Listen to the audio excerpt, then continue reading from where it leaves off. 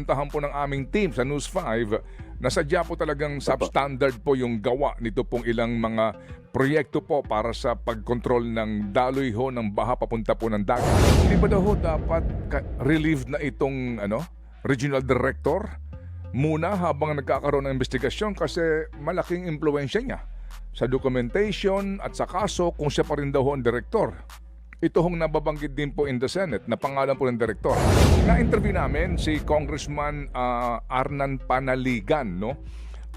Kasi we were asking him sino ang responsable sa napakalaking insertion, no? Kapag kasi na total nga ito by the billions sa kanyang bayan, no? Maliit na town, etc. etc. Ang sabi niya, hindi daw siya. Tapos hindi daw ho din niya kilala sa Congress kung sino man. Pero sabi niya, baka DPWH ang nag-insert. Magandang umaga po sa inyo, Secretary. Ang dami kasing na spill ni Senator Ping Lacson doon sa kanyang privilege speech.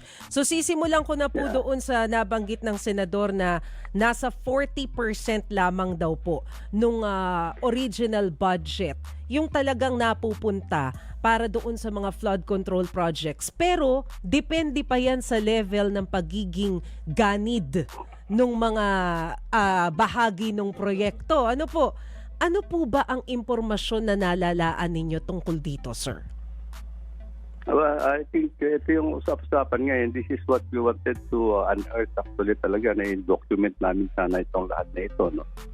But at the end of the day, I think we're focusing on the quality of the project that is being undertaken. Dito naman natin makikita kung paano nila ginagawa. And actually, yung mga sinasabing ghost project, actually, yun ang tinututukan namin ngayon Maricel, dito sa lalo-lalo na dito sa may Bulacan First Engineering District. Mm-hmm. Kasi I think ang kuwan naman po namin tinitingnan ngayon dito, yung mga ibang feedback namin in other regions in other districts, mukhang hindi naman ganito ang sitwasyon nila eh. Mm-hmm. Well, there has been observations nga na dapat may mga inferior na gagawa, may nasira. But I think hindi ito yung mga ghost project na nakakapigla na nagkakaroon pa tayo ng mga ghost projects na ganito. Mm-mm. Pero Secretary, parang may nabanggit po kayo recently na kamakailan nyo rin lamang po nalaan itong mga problema sa flood control. Tama po ba? Tama po. Tama po. Inaamin po yung gano'n. Kasi ang part po namin naman dito, meron naman kaming monitoring platform sa lahat ng projects that are being implemented. Naka-geotag po yan, mga yan. Meron yung pictures nila before the project started, meron yung picture ongoing, meron yung picture na completed. And marami rin pa kami mga other supervision protocols aside from yung ginagawa nila sa implementing office. Meron din kami sinasagawa na QAU, ay mga audits, at although hindi naman napupuntahan lahat ito kasi sa dami ng projects na ginagawa ng mahigit ng departamento. But I think ito na nga po ang mayroon pa ring certification ng auditor na natatapos. Things like this. Opo. Pero sir, bagamat sabi nga po ninyo, kamakailan nyo lamang nalaan itong problema sa flood control. No? Gusto ko lang po kasing maunawaan yung proseso para po lang maintindihan namin bakit po hindi nakakarating sa inyo yung ganito pong mga sinasabi nating anomalya. Paano po bang nangyayari? Kung halimbawa na-approve na yung flood control project sa isang probinsya, paano po yun? Pag na-approve na po, I think within the limit of the district office or regional office, kasi na po, we have given them the full authority to implement the project. No? But they have actually to report doon sa monitoring platform namin on the status of this project. So, nandun po yung we rely, of course, dito sa central office, I would have to rely actually on the reports that coming up. And of course, meron kaming mga levels of supervision din naman. Meron yung regional director, meron yung assistant secretary, may undersecretary who is in charge of these areas. So, these are the things na dapat they should be the ones actually to field field supervision before it reaches information to me. Yun ang mga ganun po. Okay. So kumbaga There are thousands of projects that are being implemented under the budget of the department. Opo. I have to rely also on the levels of supervision that is in place. Yung mga ganun po. So kumbaga pinagkakatiwalaan po itong mga in charge sa proyekto. So I wonder, Because I would not be able actually on my own on this to be able to supervise everything po and to be I have to rely also on my people that there are levels, senior levels actually that have to help me actually monitor and supervise all these projects as well. Pero sir, although sabi nga po ninyo, kailangan pagkatiwalaan kasi napakadami nitong mga proyektong pinapatupad natin. Pero bakit po kaya o saan kaya humuhugot ng lakas ng loob yung ilang mga district engineer? Bakit ganun na lang kagarapal yung kanilang pangunguhan ng porsyento doon sa mga pondo? Yan dapat natin pagtuunan ng pansin. I think sa lahat naman ng ito yung mga na-isolate lang itong isang engineering district na ito sa Bulacan. Nagkaroon ng mga Capitol actually nagkaroon ng mga ghost project. Ghost project, the most I don't know how to describe it, but siya na among all the engineering districts sa lahat ng feedback na ginagawa na ngayon, ito lang po yung engineering district na nagkaroon ng ganitong mga ghost projects. Even in Bulacan alone, there are 3 engineering districts there. 3 engineering districts. Ito lang na-isolate. Yung other 2 engineering districts, wala naman silang ganitong sitwasyon. So, yun lahat ng feedback natin kasi nag-submit kami kay Presidente nga ng completed project from July of 2022 to May of 2025. Siguro mga 9,855 yun completed project na sinabi namin. And the President instructed us actually to verify also this project aside from yung sinasabi na sumbong sa Pangulo na open web. So nagpadala rin ako ng mga tao namin na mag-verify nga sa mga projects na ito. At sa ngayon, wala naman kami ibang feedback o reports yung mga ghost projects. Of course, meron sila napapansin na mga nasira ng mga project at kasalukuyang ginagawa. Yun po yung report nila eh. Opo, pero Sec, hindi naman kaya it's too early to say na sa ibang district ng Bulacan walang nangyayaring kalokohan. Meaning, sa District 1, pwede mayroong ghost project na talaga namang talamak. Pero totally po, hindi pa natin nasusuyod ito at baka bukas makalawang magulat tayo. Ang presidente naman nasa ibang distrito at sabihin doon naman, hindi nga ghost project pero sobrang substandard naman po, Secretary. Well, these are the things actually that we are actually looking at, Ted. The quality nga, yung sinabi ko kanina, yung quality of the project that has been completed. By the way, I have to also qualify, yung report namin na 9,855 project. Marami din po dito na nasimulan nung last administration po. Okay. Kasi there are projects that were started in 2020, 2021, and of course 2022. Kasi ongoing po ito because of the cash program namin dito na dapat 2 years. 2 years po na pwedeng i-implement ng isang project. So yung reporting period kasi umabot po sila doon sinasabing up to July Opo.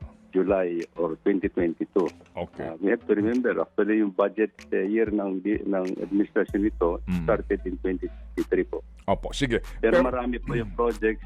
This is what we are actually trying to look into also. Oh, yes, sir. Kung ano Yes, yung sir. mga projects na started in 2021, 2022 na may include Opo. dito sa panlanin dito. At sino-sino rin po yung mga contractors. Opo, dapat talaga lahat ng ito lumabas kasi nga in all fairness, meron kayong mga minana during the past administration na kung saan po naman ang secretary po ay si Mark Villar, no? Para lang ho natin maiklaro ang sinasabi niyo. Ito lang po, Seka, bago po itong si Maricel, baka lang ho natin makaligtaan. Yung pong halimbawa kasi ng tinutukoy po ni Presidente, di ba, yung distinct, yung pare-pareho po yung halaga ng project. Kasi kung ang pag-uusapan natin first district, Kalumpit, Hagonoy, Paumbong, Pulilan, Bulacan, and the city of Malolos, sa District 3 halimbawa, itong San Miguel River, inaral namin ang budget, ang dami rin distinct dito, Seka, pare-parehong 100 milyon sa isang river lang. So ito nga po sinasabi na baka po sa ngayon, tama ba na hindi pa tayo makapagsasabi na totally, District 1 lang ho ang may problema dito kasi nga ongoing pa ang inyong validation.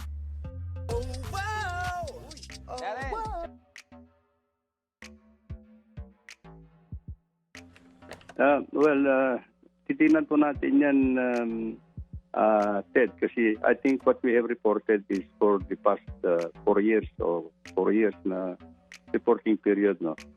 We have to see to it na yung budget allocation is on a year-to-year basis. No? Kung halimbawa, nagkaroon ka ng 100 million this year, 100 million next year, 100 million following year. Kasi hindi naman natin naibuhos lahat yung 1 billion in one project in 1 year. Kasi yung, halimbawa, yung allocation in one congressional district is just over 1 billion. So he has to prioritize actually all these projects na ilalagay niya kung magkano lang yung ilalagay sa isang taon, yung mga ganon. So we have to look into that. Opo. And Secretary, yamang nabanggit na natin yung probinsya ng Bulacan, ano? Nito pong Wednesday, mismong si PBBM yung nakakita na hindi naman pala nag-e-exist yung flood control project dyan po sa may Baliwag City. Ano na po ang ginawang hakbang ng ng DPWH dyan po sa nadiskubre sa Baliwag? Ano nang mangyayari doon sa kanilang contractor? Ito na po, I think I issued actually a show cause order to all those involved actually behind actually the implementation of the project. By the way, yung pinuntahan nating yung ating Pangulo are actually those information that we have furnished him actually. So, ito, yung fairness team actually, the data. And, sa inyo galing. galing. Sa inyo galing. Opo. Yes po. Opo. Oo. Sa inyo galing Yes mismo po. yung All impormasyon. the data naman, yes po. Okay. So ano na po ang ano niya? Ano na po ang status nila ngayon? I think we're just waiting, I think, for the day, the time, the period that has to be prescribed on the ginawa na show cause order. And as soon as they submit their explanation and we're not convinced of anything, actually, then we will find the necessary charges and sanctions actually immediately. Siguro dapat mga tao namin kaagad, I have to issue suspension orders to them and then file the necessary charges. Opo. Ito pong And this is what the President wants me to do, actually, to expedite yung kanito through the process and the investigation. Ito pong si dating DE Henry Alcantara ng 1st Engineering District na pinalitan po nitong si Bryce Hernandez. Nasaan na itong dalawang ito? They are on floating status na because I relieved them actually in all their functions po. Okay. Kung sila po'y floating, ito ba'y mga seso? Kasi ang mga DE, may mga eksaminasyon pa yan na kinukuha bago ka maging permanent nga sa DE. Ito bang dalawang ito ay as in qualified maging DE? They complied with all the requirements? At sila ba'y mga seso? I would not know. Hindi na, you don't have to be a CSO. But, to become a district engineer, you have passed actually the district engineering Exam. exam. I think hindi naman natin po pwedeng ilagay kung hindi nakapasa po. Okay, kasi may I'm mga sure, kasi may mga iba nakapasa po. naman siguro. Okay, sige. Anyway, gaano kahirap ang due process dito na pagtanggal sa kanila sa serbisyo? Very dito. For as long as we have all the documents and we have gathered all the documents and as soon as kino-consolidate na po ng legal service namin lahat ngayon yun, and that is why we have already issued po yung show cause order sa kanila. Okay. So I think we have documents already to start with. Opo. Nagsubmit ba ito ng SALN, sir? Meron ba kayong file ng SALN ng mga ito? Pwede bang isa publiko mga SALN nito kaya? Will that be Well, in consonance with the Data Privacy Act? well, I'm sure that pa naman ho ng SALN nila is a mandatory filing actually. Records ng department na I'm sure na meron naman silang sinapay na dito kasi mandatory po ito pag-file ng SALN. But I think ang kwan po nito is actually a private document but it can be accessed if there is a warrant siguro. Opo. Sige po. Sir, go ahead. Sir, balikan ko tong contractor ng Baliwag, itong SYMS Construction. Nasaan na sila ngayon? Blacklisted na ba tong mga to? Ay, hindi pa po. Hindi pa. Because I think we have a legal process actually for blacklisting. Okay. Ang kwento nito, I think, pag ganito yung mga type of halimbawa, yung mga ghost projects is sa tingin ko, aside from blacklisting, there is a criminal liability po rito. Pero I wonder, sir, kung halimbawa habang ongoing ang investigation, will they be allowed na sumama doon sa mga proyekto ng gobyerno kahit na markado na sila kung hindi pa sila blacklisted? Unless po na dapat ma-blacklist kasi it's a legal process, sabi ko nga. We have to blacklist them so that they cannot participate. They have to be blacklisted. And if they are blacklisted, then they cannot participate for any infrastructure project of government, not only in DPWH po. And for 1 year. For 1 year lang po yan. 1 year lang. Eh di after 1 year, pwede na naman silang sumali. Kasi Yes po. yun ang That's a legal process. yun ang legal process, no? Iba yung blacklisting and total ho naman talaga na pag-disqualify na sa kanila. Kailan po totally ma-disqualify ang isang kontratista na hindi lang blacklisted? Well, hindi lang siguro kung if there would be criminally charged actually. And found them to be liable on it. Actually said Opo. that will be a perpetual disqualification or automatic perpetual disqualification on them. Sige, so dito po sa inyong ginagawa ngayon na validation, maliban sa ghost project, substandard, mga super delayed, yung pong hiram lisensya scheme. Opo, dito po, gaano po, meron na ba kayong initial findings dito? Yung nandoon, identified ng Presidente, top 15, pero yung iba daw doon ay nagpapahiram ng lisensya? Well, I think yung nagpapahiram ng lisensya, there is a process actually that if there is kung sino yung company that bid out, that has bid and nanalo, siyempre siyang mananagot whatever comes out of the project. Whatever comes out of the project, it's still the bidder, the winning bidder, and the one who is contracted out for that project, siya mananagot. I could also dito na yung mga ganong subcontracting is parts of the work siguro na subcontract, yung mga ganon kasi yung filing work na pwede nilang subcontract Okay. yung maglalagay ng mga files, yung mga other work and things like this. But at the end of the day, whoever is the contractor the contract is going to be the one responsible for everything. Okay. So halimbawa po dito yung sa Nauhan, Oriental Mindoro, SEC, no? Opo, ito na ipalabas po ni Senator Ping Lacson. Klaro daw talaga yung substandard na konstruksyon, no? May binabanggit po dito mga kumpanya. Sa ganito pong sitwasyon ngayon, ano ang agad na aksyon ng departamento po dito sa claim mismo ng gobernador at mga taga doon na pinuntahan po ng aming team sa News 5 na sadya po talagang substandard po yung gawa nito pong ilang mga proyekto po para sa pagkontrol ng daloy ho ng baha papunta po ng dagat? Whoever is actually certified actually that the project has been completed at substandard po nakita nito, they will also be liable for everything po. I think anybody, yung sa mga tauhan namin who is certified, COA who is certified or certified, and all these things, all of them actually have to be answerable actually dito po. So,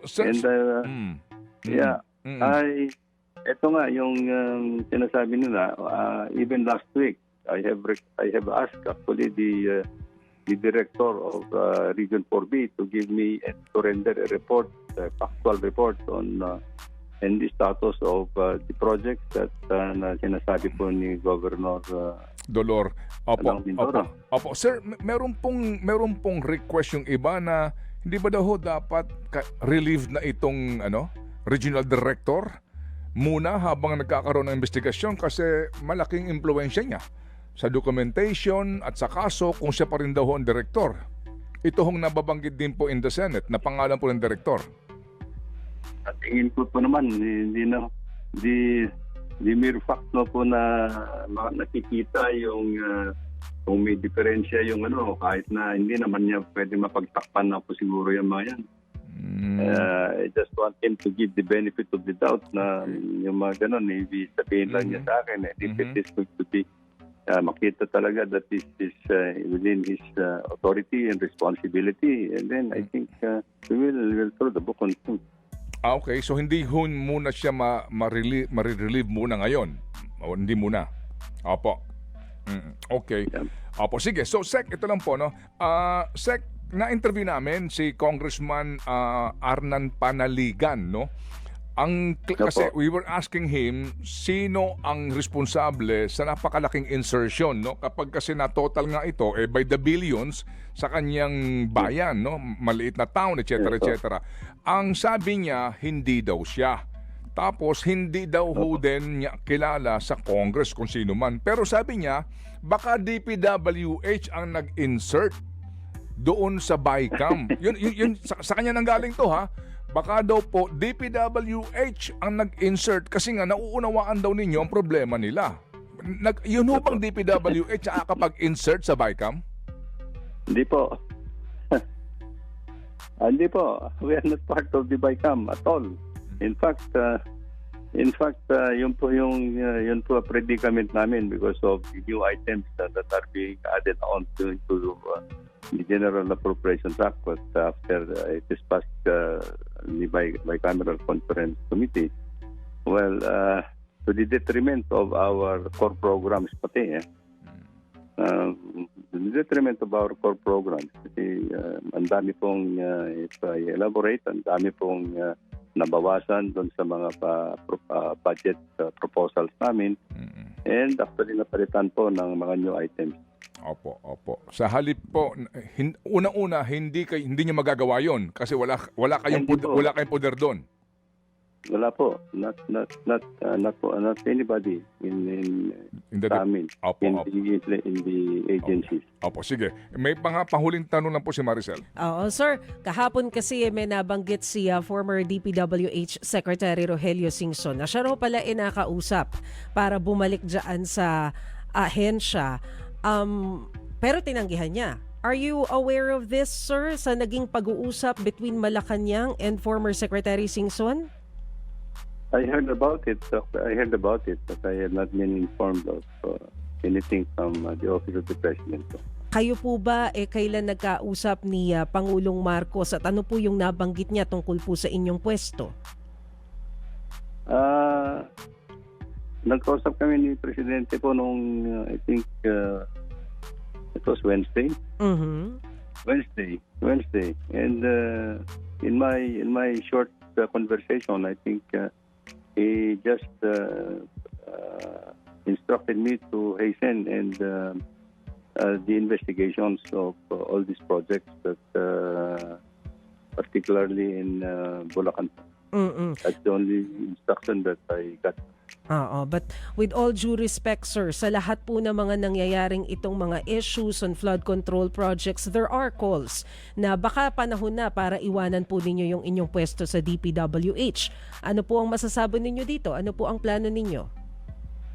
Sabi ko po, I think that's because the President has given me some additional instructions. So I leave it to the pleasure of the President. As I said, yung my tenure on his Secretary is the pleasure of the President. Opo. Okay. Opo. So, serving at the pleasure nga of the appointing authority.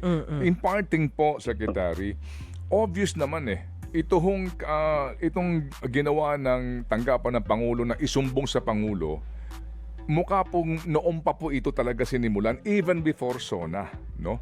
And then sa SONA, natanong ko nga po kayo kung nabasa niyo po ito at alam niyo in advance, sa SONA po talaga, klarong-klaro rin po doon yung kanyang paglalahad ng kanyang frustration sa mga flood control projects particularly. Kaya nga may mga may mga mahiya naman kayo ng mga salita. And then sabi niya, yung paglalahad, yung public participation, mukhang talaga pong ito po yung nakaplano na. Nangangahulugan ba, Sec, na even before SONA, kayo mismo ni Presidente nagkausap na dito ng masinsinan? Yes, po. Go ahead, sir. Go ahead.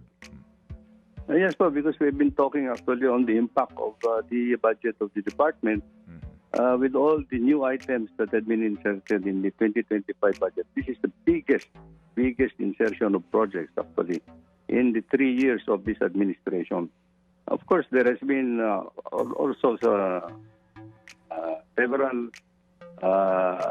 insertions, substantial amount din po yung nangyayari from the first budget and second budget, and this third budget is the biggest. To the detriment of the core program of the department, I could say. Opo. So that's why I had to bring it up to the President kung anong situation ito, and that is why he withhold all the release of the new items initially, and that is why he vetoed I think about 26 billion out of those newly inserted projects. Many of them are actually flood control projects. okay. To put the record straight. Opo, to put the record straight, sabi nga ni Secretary. So Sec, totoo palang balita na during the election period, hindi nagpa-release ng SARO si Presidente sa mga congressman because of this. Well, na-release po yung net nila, but the inserted amount, hindi po. Okay. So nangangahulugan talaga, even way before the SONA, alam na po ng Presidente itong mga kalokohan na ito na nangyayari sa mga inserted flood control projects? I'm sure, yes po. And then kaya po, ngayon, ito ho na, sumabog na ito, ang laki-laki pala ng problema. Sec, lalong lumalaki. Yun nga. And the President is very concerned about it, and that is why he's taking a hands-on on the 26 budget. Opo. Opo. Sige, so Sel, eto na. So Sec, salamat po na marami. Pasensya na ho kayo. Hanggat ika nga po, kayo po ay serving at the pleasure of His Excellency, kami din po will serve at the pleasure po of the interviews. Kasi importante ito na makapag-report kayo sa bayan po, Sec, ha? Opo. Anytime, Ted. Anytime po. Opo. Salamat. Service din po. Opo, salamat na marami. Secretary Manny Bonoan.